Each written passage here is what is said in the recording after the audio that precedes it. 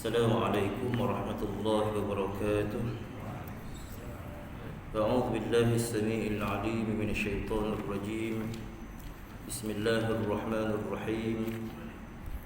الحمد لله الذي هدانا لهذا وما كنا لنهتدي لولا أن هدانا الله، ونصلي ونسلم على رسول الله لا نبي بعده، سيدنا وحبيبنا وشفيعنا محمد بن عبد الله وعلى آله وصحبه ومن تبعه ووالاه. قال رب اشرح لي صدري ويسر لي أمري واحلل عقدة من لساني يفقهوا قولي. سبحانك لا علم لنا إلا ما علمتنا إنك أنت العليم الحكيم.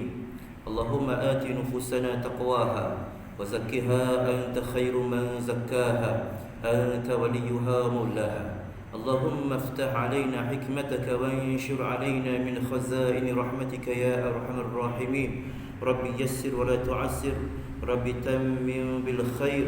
اللهم علمنا ما ينفعنا وانفعنا بما علمتنا وزدنا علما وعملا متقبلا ورزقا حلالا طيبا واسعا.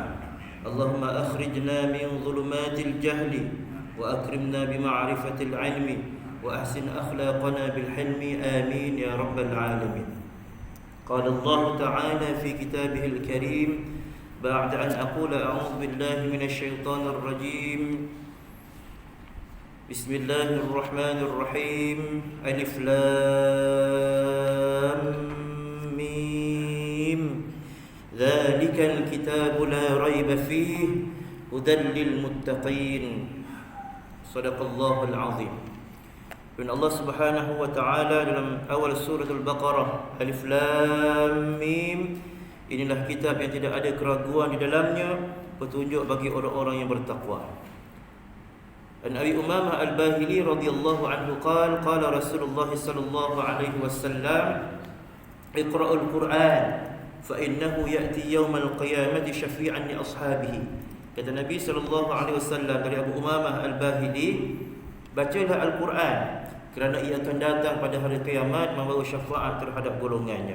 Alhamdulillah, sama-sama kita mulakan dengan membaca Ummul Furqan, Suratul Fatihah. Mudah-mudahan Allah Subhanahu wa taala mencurahkan rahmat dan maghfirahnya kepada kita semua, berkati majlis ini, dan semoga Allah cuci rahmat dan maghfirahnya juga kepada ibu-ibu dan bapa-bapa kita, guru-guru kita, sahabat-sahabat kita yang telah bertemu Allah SWT lebih awal pada kita, khususnya bekas ataupun yang dahulunya mereka sering berada dalam halaqah Al-Quran Supama ini, khususnya di surah As-Sakinah ini, insya-Allah. Dan tuan-tuan boleh pasang hajat masing-masing dan Allah makbulkan hajat-hajat kita, insya-Allah. Al-Fatihah. A'udzu billahi minasy syaithanir rajim. Bismillahirrahmanirrahim. Alhamdulillahi rabbil alamin. Ar-Rahmanir Rahim. Maliki yaumiddin.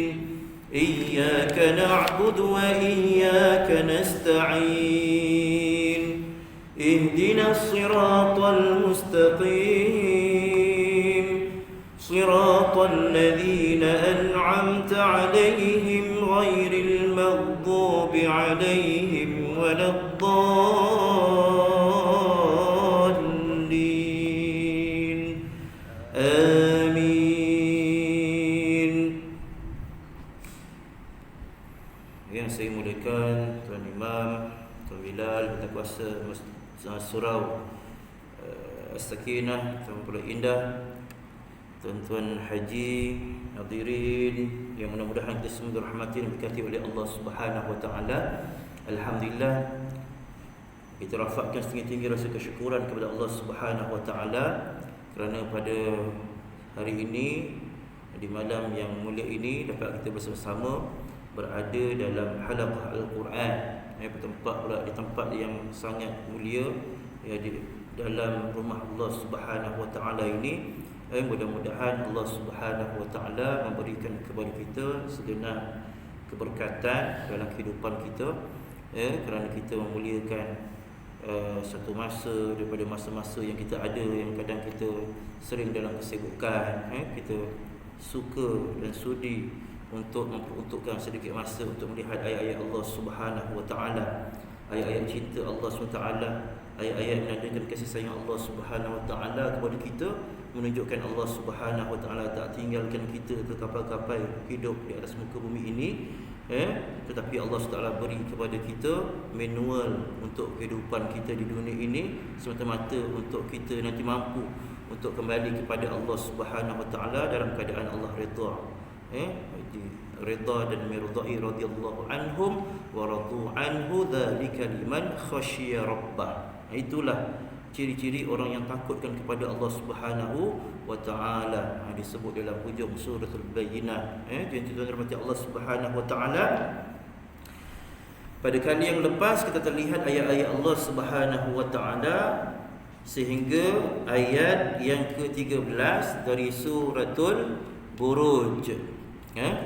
Kalau tuan-tuan ingat pada kali yang lepas kita baca 2 ataupun 3 ayat sebenarnya, 3 ayat. Tuan-tuan yang mungkin baru mengikuti boleh lihat muka surat 590, yang bahagian separuh kedua, bahagian bawah lebih kurang, insya-Allah. Baik.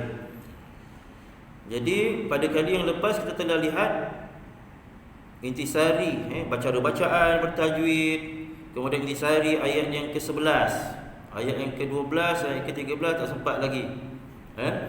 Jadi ayat yang ke-12 ini kita kena lihat, sebelum kita lihat ayat ke-12, kita kena fahami dahulu ayat yang ke-10, yang mana Allah Subhanahu wa taala berfirman, A'udzu billahi minasyaitonir rajim. Innal ladzina fatanul mu'minina wal mu'minati thumma lam yatubu falahum 'adzabu jahannam wa lahum 'adzabul hariq. Sesungguhnya orang-orang yang menyakiti orang-orang lelaki yang beriman dan orang-orang perempuan yang beriman. Ini ayat ini kesinambungan daripada kisah Ashabul Ukhdud yang diseksa, dibakar, sehingga semuanya mati bergelimpangan. Mereka itu dilakukan sedemikian kerana mereka beriman kepada Allah Subhanahu wa taala. Ada kisah dia, saya dah ceritakan kisah dia pada awal dahulu. Baik. Jadi orang-orang yang sebegini Allah SWT boleh tak ampunkan mereka kalau mereka bertaubat? Allah kata summa lam yatubu, kemudian mereka tidak bertaubat. Maksudnya kalau bertaubat Allah ampunkan. Ini kita lihat pada kali yang lepas dahulu. Jadi kalau mereka tak bertaubat daripada perbuatan dosa mereka itu, menyakiti orang-orang yang beriman, baik lelaki ataupun perempuan, walaupun kisahnya adalah kisah Ashabul Ukhdud, tetapi al-ibratu bi umumil lafzi la bi khususis sabab. Pengajaran bukan daripada daripada khususnya sebab, tapi daripada umum lafaz. Pengajaran daripada umumnya lafaz. Maksudnya umum lafaz. Dia tak cerita pun pada ayat ini, ayat ke-10 ini tentang Ashabul Ukhdud. Maksudnya semua sekali. Orang-orang yang menyakiti orang-orang yang beriman, baik lelaki ataupun perempuan, tak bertaubat, maka bagi mereka azab yang pedih, azab jahannam, walahum azabul hariq, dan bagi mereka azab siksa yang membakar. Baik, bila kita faham ayat ini, baru kita dapat lihat ayat ke-12. Ada kesinambungannya, inna baqasha rabbika lasyadid. Ini disebut dalam Tafsirul Munir oleh Dr. Wahbah Az-Zuhaili, iaitu apa kesinambungan dia di sini, inna baqasha rabbika lasyadid. Sesungguhnya azab Tuhanmu benar-benar sangat keras. Tidak ada lemah lembut dalam azab Allah Subhanahu wa taala apabila masuk hari kiamat. Masuk era hari kiamat dah tak ada belas kasihan lagi. Sekarang boleh lagi kita minta ampun kepada Allah Subhanahu wa taala. Jangan malu-malu, jangan segan-segan. Ada dosa besar macam mana pun, kalau Allah Subhanahu wa taala kita mohon ampun kepadanya, maka Allah Subhanahu wa taala akan ampunkan. Walan ubali, Allah kata, aku tak peduli berapa banyak dosa kamu, berapa banyak kamu ulang dosa itu. Kalau kamu mohon ampun, selagi kamu tidak mati, selagi nyawa tak sampai ke kerongkong, selagi itulah Allah SWT akan ampunkan dosa kita. Dan Allah SWT pula Ghaffar. Innahu kana ghaffara. Pengampunnya Allah SWT itu tak macam kita. Kita kalau mengampunkan, kita ilah, aku maafkanlah dosa kau, itu je. Tapi bila tengok, jumpa kat mana-mana, ni dia pernah buat aku macam ni, ingat lagi dosa dia. Ni pernah rembat ni dulu kereta basikal aku. Contohnya kan. Ingat lagi, tengok muka dia dah teringat-ingat dosa yang dia buat. Tapi Allah, bila mana kita mohon ampun kepada Allah SWT, seolah-olah kita tak pernah melakukan dosa itu. Delete habis. Macam tu. Jadi mohon ampunlah kepada Allah Subhanahu wa ta'ala. Tapi bagi orang yang bila sampai hari kiamat ataupun kiamat kecilnya, kematiannya, maka Allah SWT tidak akan memberi belas kasihan. Memang azab Allah SWT sangatlah keras. Inna batasya rabbika lasyadid. Innahu huwa yubdi'u wa yu'id. Sesungguhnya dia, daripada kataan hu tu, innahu, hu dhamir muttasil untuk huwa, dah sebut dah pada kali yang lepas kan. Maksudnya nya, lepas tu ada huwa lagi, dia lagi, mentaukidkan dhamir muttasil hu itu dengan perkataan huwa lagi. Dialah yubdi'u wa yu'id, yang mulai menciptakan makhluk, dan dialah yang mengembalikan makhluk itu dalam keadaan ia akan dibangkitkan. Jadi tuan-tuan rahmati Allah SWT, pada kali yang lepas sampai situ kita baca.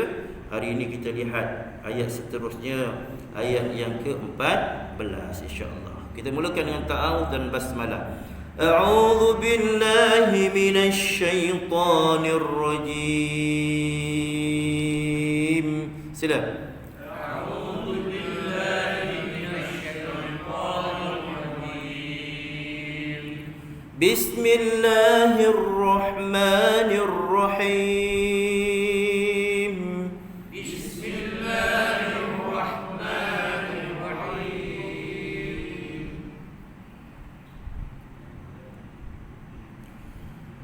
وهو الغفور الودود.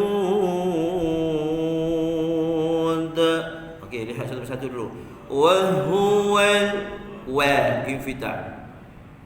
Hu halqi paling bawah. وهو wal lam tanda sukun izhar qamari, jelasan bunyi lam, elakkan dari dengung dan elakkan dari qalqalah. وهو الغفور Ghafur, bukan ra, bukan ghafur. Kita baca dalam suratul Fatihah, jangan ghairil maghdu, huruf ghair isti'la, tebalkan sikit. Ghairil maghdu, maghdu, dan tidak ada qalqalah huruf ghair. Baik, huruf ghair di sini pun sama, isti'la, tebalkan. Wa huwal isti'la maksudnya terangkat pangkal lidah kita. Bila sebut ra, pangkal lidah terangkat. Jadi otomatik dia akan jadi tebal. Tebal sedikit. Wa huwal ra, jangan wa huwal ra. Jangan lebih sangat. Ra, jangan ra aja. Fu harfa. Hujung apa tu, gigi atas, gigi kecil atas bertemu dengan perut bibir bawah. Ghafurul mad asli fu. Ru tafkhim tebal, jangan nipis. Ghafurul, rul tebalkan ra. Itu tafkhim. Terus masuk dalam lam izhar qamari lagi sekali. Wadud,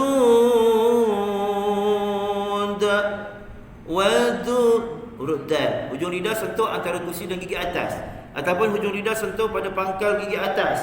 Sentuh pangkal gigi atas kena pada gusi lah sikit. Tentu punya kena jadi gitu huruf dal. Wadu dud. Bukan wadud. Lain tu bunyinya. Jadi dal bawah sikit, jangan kena hanya pada gusi ataupun pada langit pula. Jadi di hujung itu mad arid disukun, kita baca dengan 6 harakat. Sebelum ini kita baca 6 harakat lah. Kalau sebelum ini mad arid disukun, sebelum ini kita baca dengan 2 2 ataupun 4 harokat, jadi 2 ataupun 4. Sini 6. Jadi di ujung itu ada dal yang mana matinya mendatang. Ya? Asalnya itu, tapi kita matikan sebab kita wakafkan bacaan. Jadi matinya mendatang disebabkan kita wakafkan bacaan. Jadi bila mana huruf yang pertama ketika wakaf, huruf pertamanya huruf mad, huruf keduanya huruf konsonan selain daripada huruf mad, yang kita matikan 2 huruf itu, maka hukumnya mad arid lisukun. Baik, selesai. Saya baca ayat yang ke-14 ini. Wa huwal ghafurul wadud. Sila. Wa huwal ghafurul wadud. Kita sampaikan 6 harokat. Sekali lagi. Kira sama-sama dengan saya. Wa huwal ghafurul wadud. Alhamdulillah. Jadi kita lihat satu persatu maksud dia pula. Wa huwal. Wa huwa.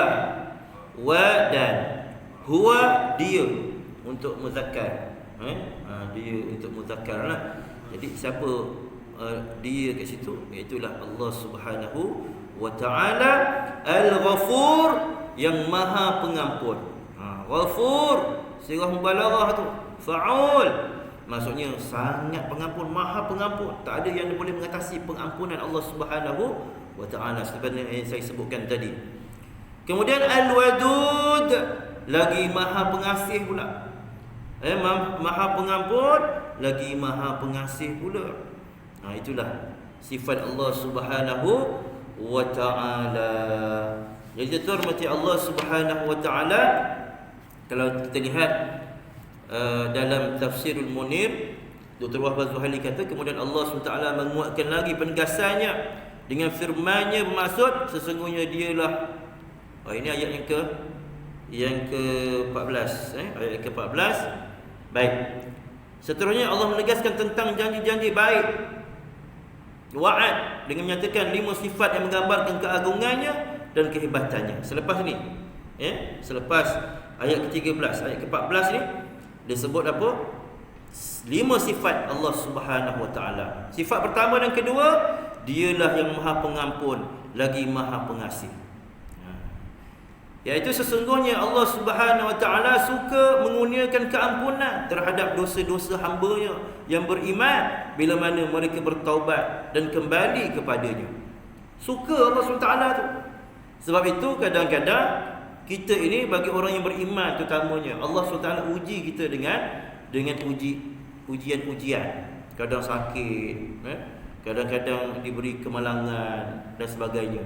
Kalau tak kita kemalangan, keluarga kita mungkin ditimpa musibah dan sebagainya. Jadi dengan itu kita akan tersedar daripada dosa-dosa kita. Mungkin aku dosa ini kot, mungkin ini yang salah kot.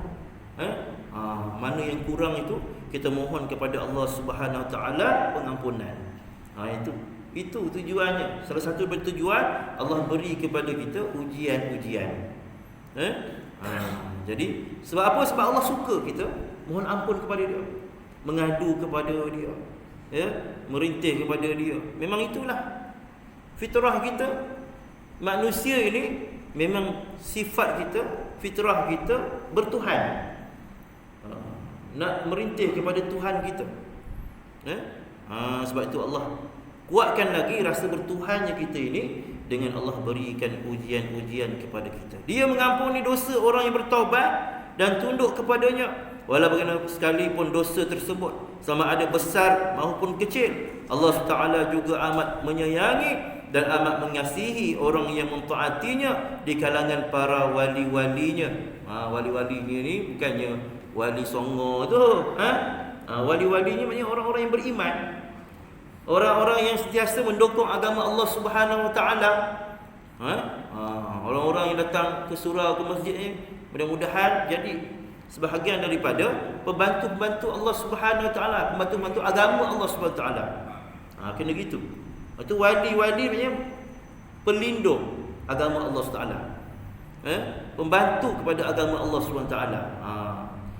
Jangan pula ini kepada wali-wali ni ustaz sebut ni, ini kita tak ada harapan ni. Kan itu bukan wali tu. Kan? Kalau wali nikah tu maksudnya apa? Pelindung kepada pengantin tu, pengantin perempuan tu, wali perempuan tu.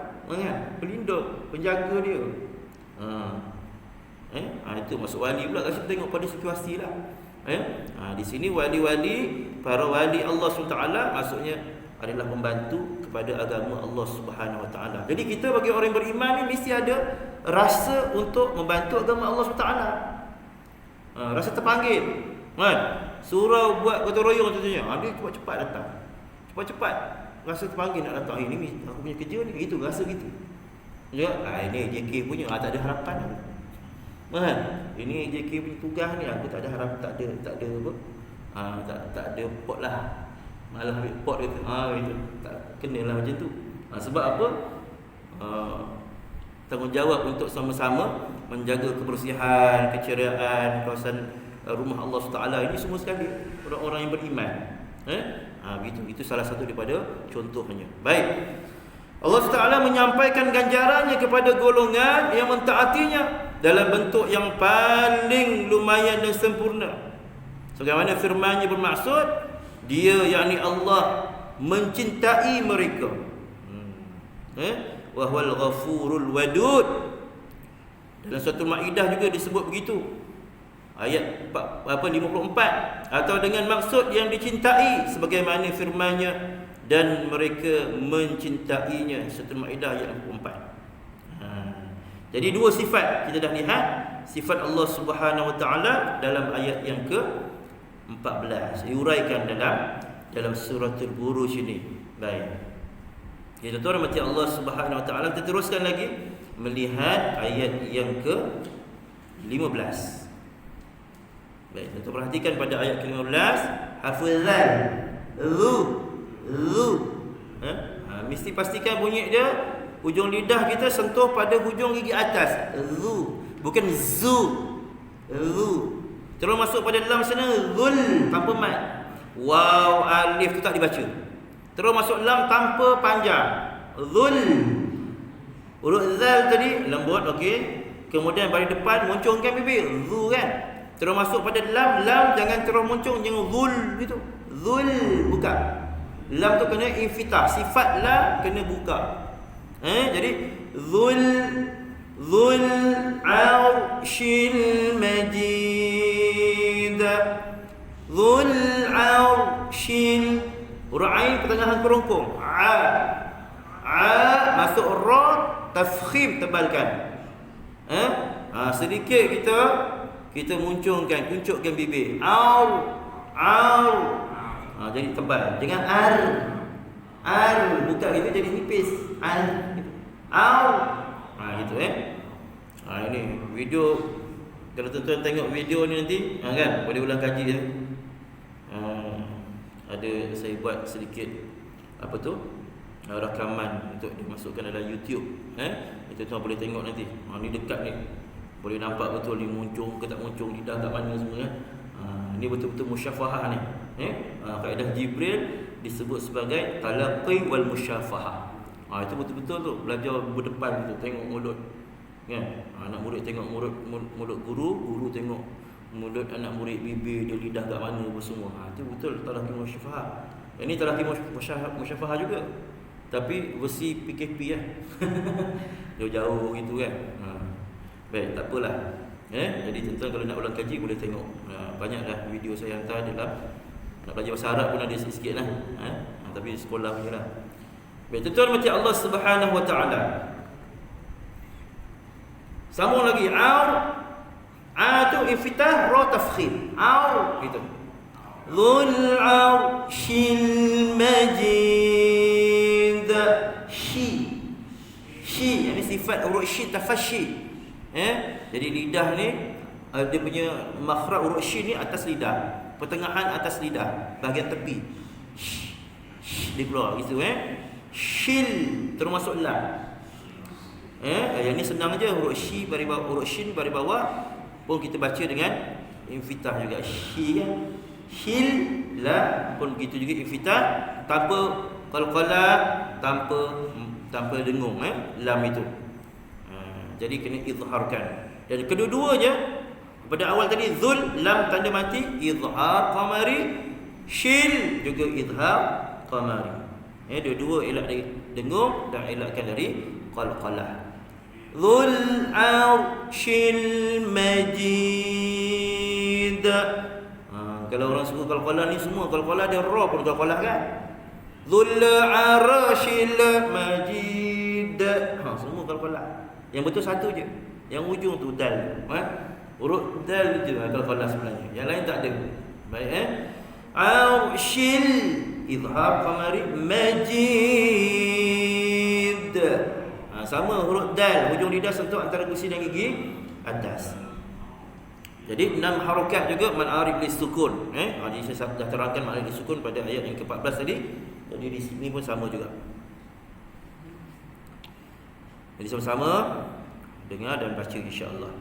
Dzul 'arsyil majid. Sila. Dzul 'arsyil majid. Alhamdulillah, barakallahu fikum. Apa maknanya? Dzul 'arsyil majid. Yang ada zu ni tuan-tuan, maksudnya yang memiliki, yang empunya, maksud zu. Kan? Dzul wajhain maksudnya dua muka, talam dua muka. Dzul wajhain. Orang Arab panggil talam dua muka tu dzul wajhain. Yang memiliki dua muka. Nama sahabat Nabi SAW Sayyidina Uthman yang mengahwin dua anak Nabi SAW kan. Nama gelarannya apa? Dzul apa? Dzul Nurrain. Dzul Nurrain. Pernah dengar nama macam tu? Dzul Nurrain. Maksudnya yang memiliki dua cahaya mata. Dua cahaya mata siapa? Nabi sallallahu alaihi wasallam, ya. Jadi yang dia zu ni maksudnya yang memiliki, ya. Baik. Zulqarnain. Apa yang Zulqarnain tu gelaran bagi siapa tu? Gelaran bagi Nabi Zulqarnain lah. Kan? Dalam surah Kahfi ada kan? Zulqarnain tu. Apa makna Zulqarnain? Yang memiliki dua tanduk. Kenapa? Sebab dia menguasai timur dan barat. Jadi digelar Zulqarnain. Jadi Zulnya yang memiliki maksudnya. Di sini apa maksudnya? Dzul arsyil majid, yang memiliki arash, yakni singgah sana yang mulia. Satu sifat lagi, sifat yang ketiga dan keempat disebut di sini.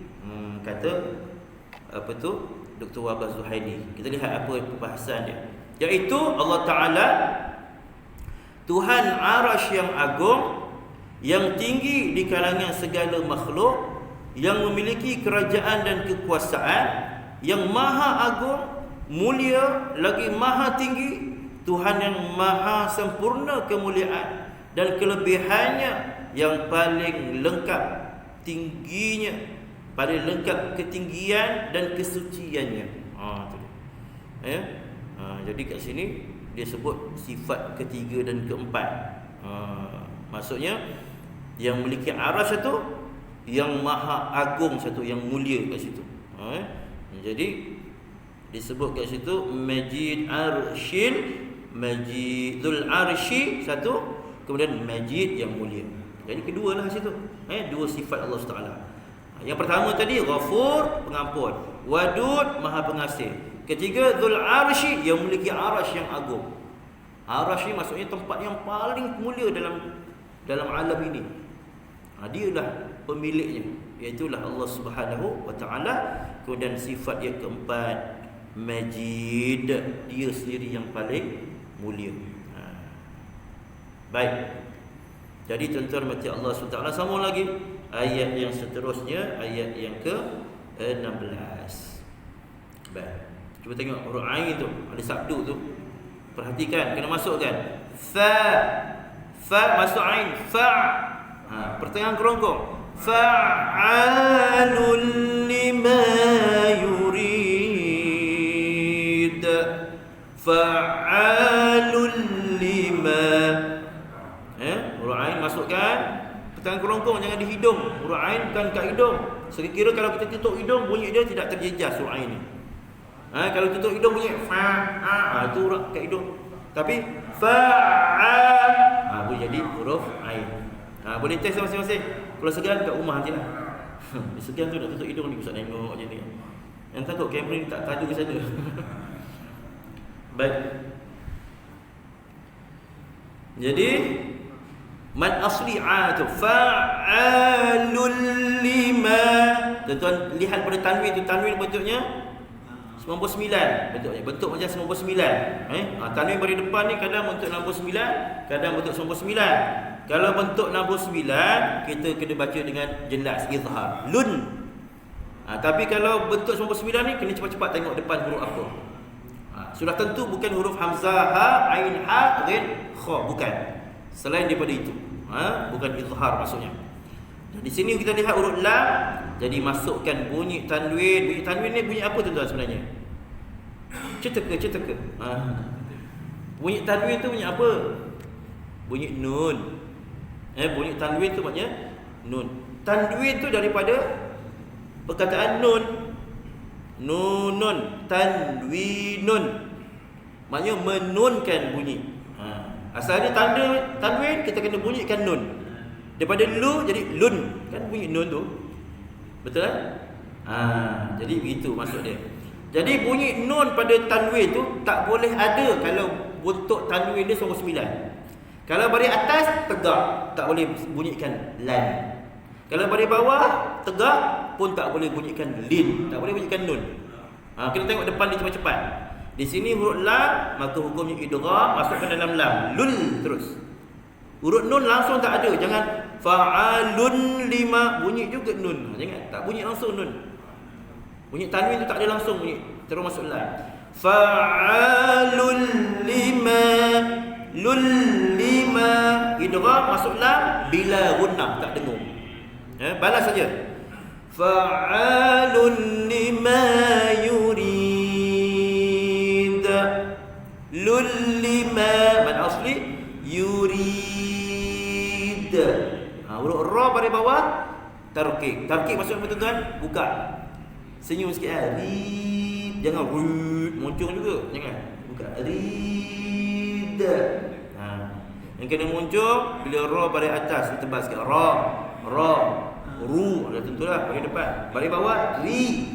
Tetap kena nipiskan bila pada bawah ya. Baik. Dan di hujung itu tuan-tuan ma'al sukun dan dal kita baca dengan qalqalah kubra nama dia. Qalqalah kubra yang berlaku pada tempat waqaf. Ketika waqaf. Waqaf hujung tu huruf qalqalah, maka qalqalah kubra. Bunyi letakkan huruf ataupun pantulan bunyi hurufnya kuat. Sama macam bacaan kita. Kalau qalqalah sughra pertengahan bacaan, maka bunyi qalqalah dia lebih perlahan daripada bacaan kita. Itu. Itu maksud kubra ataupun sughra. Di sini kubra. Jadi saya baca ayat yang ke-16 ini. Tuan-tuan mendengar dan bersama-sama baca insya-Allah. Fa'alun lima yurid. Sila. Fa'alun lima yurid. Alhamdulillah, barakallahu fikum. Ayat yang ke-16 ini maksudnya apa? Satu persatu harfiahnya dilihat. Fa'alun. Kalau fa'ala tuan-tuan ataupun fa'ilun, ataupun fa'alun, itu dia melakukan aja. Tapi bila ada fa'alun, benar-benar dia akan melakukan. Benar-benar dia berkuasa untuk melakukan apa sahaja. Lima yurid, terhadap apa yang dia kendaki. Tak ada siapa maksudnya. Bila sebut fa'al tu, kalau kita fa'al aja lah, kan? Atau fa'ala aja, fa'alun, fa'ilun, melakukan. Kita lakukan bersahaja disebut gitu je. Dia tak kuat, tak ada takkid di situ. Maksudnya apa? Kalau kita nak buat sesuatu, ada halangan, kita tak boleh buat. Boleh dihalang perbuatan kita. Itu kita. Tapi bila Allah dengan perkataan fa'al itu, tidak ada sesiapa pun yang boleh menghalang perbuatan Allah Subhanahu wa taala. Itu masuk fa'alun. Lima yurid, terhadap apa yang dia kendaki. Berkuasa berbuat, berkuasa melakukan, kat sini tulis.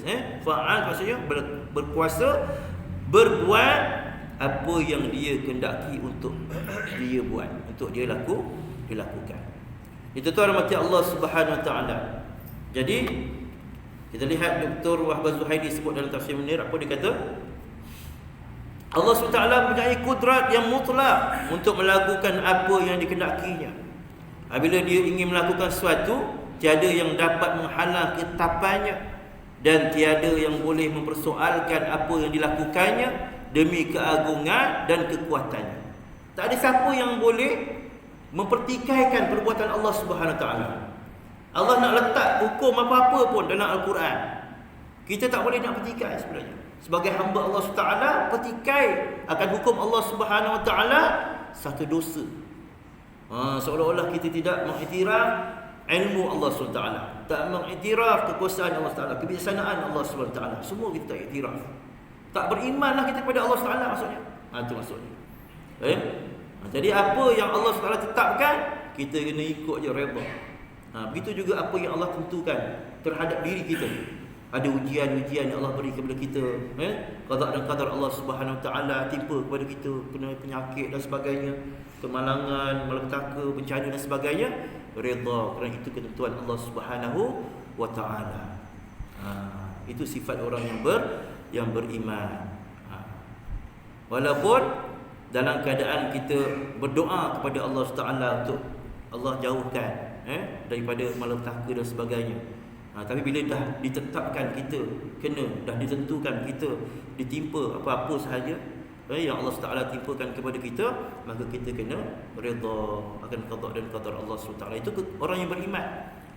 Dia semua sekali lah, apa ketetapan Allah Taala dalam Al-Quran, dalam hukum-hukum dan sebagainya, kita kena redha, benar-benar imani, bertakwa kepada Allah Subhanahu wa taala. Baik. Dekat sini tidak boleh mempersoalkan apa yang dilakukannya demi keagungan dan kekuatannya, juga demi kebijaksanaan dan keadilannya. Keadilan Allah Taala. Jadi kalau kita pertikaikan hukum Allah Taala umpamanya, maka kita telah mempertikaikan keadilan Allah Subhanahu wa taala.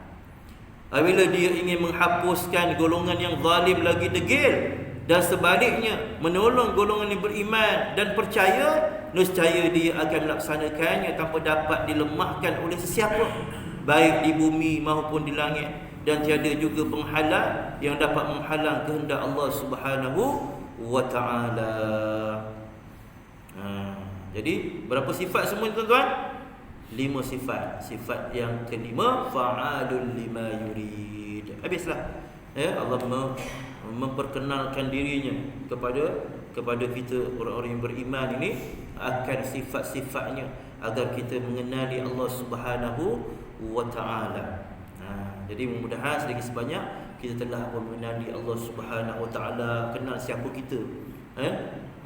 Kita kenal siapa kita, siapa Allah Subhanahu wa taala. Jadi bila kita solat tuan-tuan, kita lebih khusyuk bila kita kenal Allah Subhanahu wa taala. Kita sujud tu dengan rasa lebih hina bila kita kenal kedudukan kita banding Allah Subhanahu wa taala. Bagi orang yang khusyuklah, dan fokus, dia sedang sembahyang, kena fokus. Sembahyang kena fokus tuan-tuan. Kita sujud kena sedar yang kita tengah sujud. Kadang kita sujud tapi tak sedar sujud. Sebabnya pas sujud tu, ya Allah, aku ni sedang menghina diri aku di hadapan Allah Taala yang maha mulia, yang maha perkasa. Masa kita sujud tu, kita sedang sujud menyembah Tuhan yang mencipta alam ini, seluruh alam ini. Kena sedar diri, ya.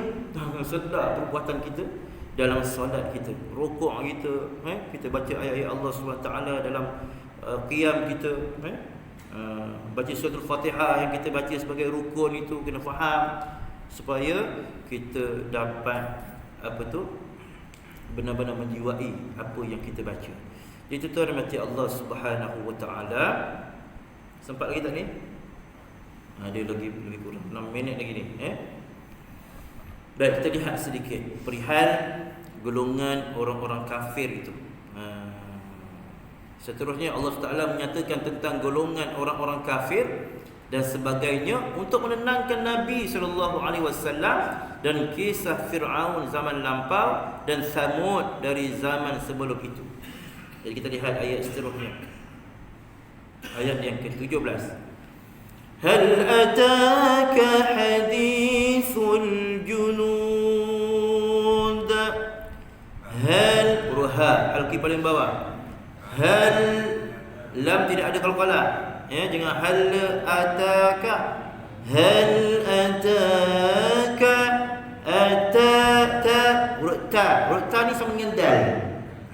Tadi wadud ata bukan ata, yang ata ta, lembut je. Ada hamas kat situ. Hamas maksudnya keluar udara antara makhraj hujung makhraj antara gusa gigi atas tu, ada ruang kat situ. Itu menyebabkan ada ruang udara di situ punya. Ta. Kalau kena pada langit je ta gitu kan, tak ada ruang udara. Sana bunyi tak ada hamas. Hal ataka hadithul junud. Ka pun sama hamas tanpa mad. Hadi ha pertengahan kerongkong. Di man asli. Thul huruf tha.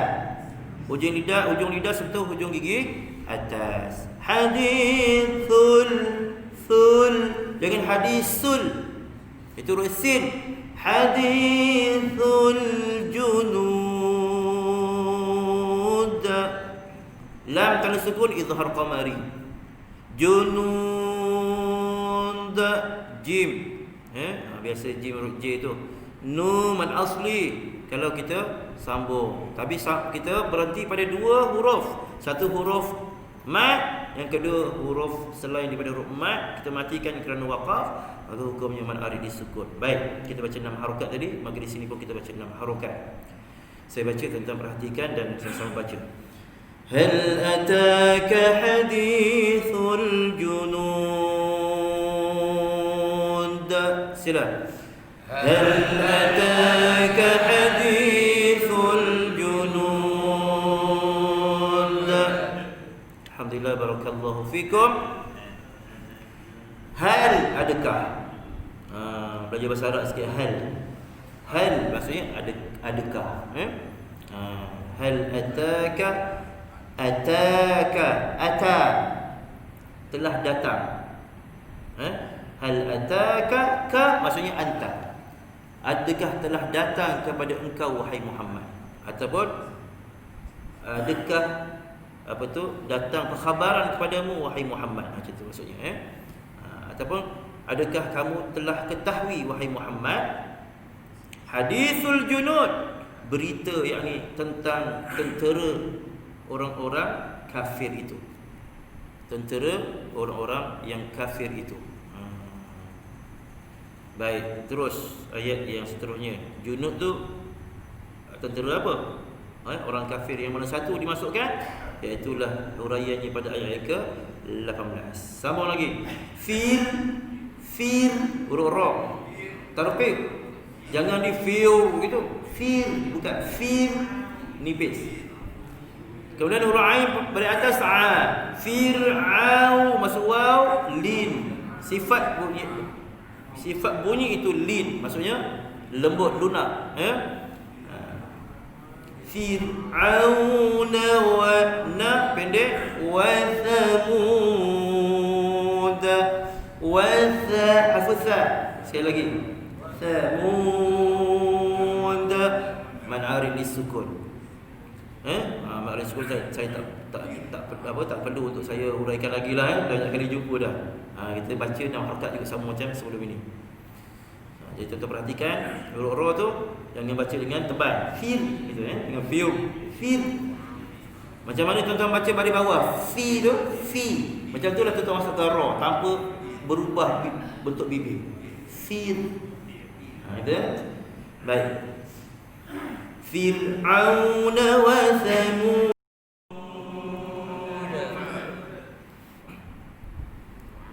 Baik. Jadi kita lihat di situ dah tahu dah makna kan. Fir'aun, tentera-tenteranya tentera apa? Tentera Fir'aun.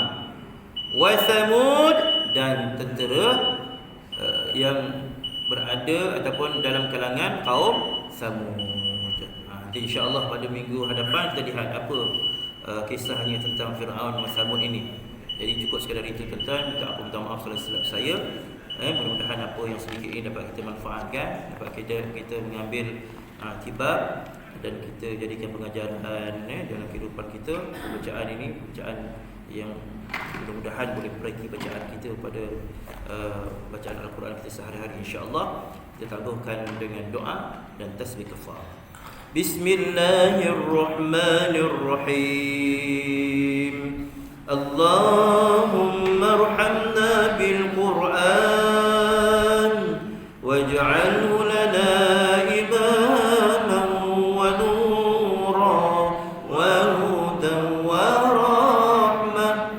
Allahumma dhakkirna minhu ma nusina wa 'allimna minhu ma jahilna warzuqna tilawatahu ana al-layli wa atrafan nahar waj'alhu lana hujjatan ya rabbal alamin.